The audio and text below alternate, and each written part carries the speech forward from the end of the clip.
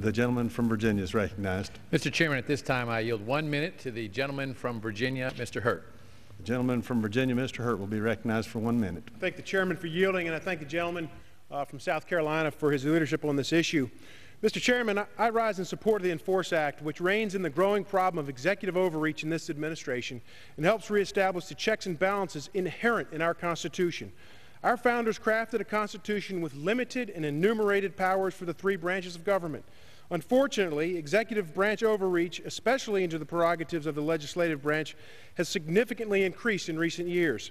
This overreach is so significant that this administration has not only ignored and undermined statutory requirements, it has effectively made law without congressional consent. While the executive branch undoubtedly has great powers, the Constitution expressly prohibits it from picking and choosing which laws it will enforce. If the constitutional limits on executive power are simply being ignored, it is up to Congress to demand accountability on behalf of the American people. This should not be a partisan issue, but instead should focus on restoring the proper role of the executive to ensure that the laws of Congress that are passed are faithfully executed.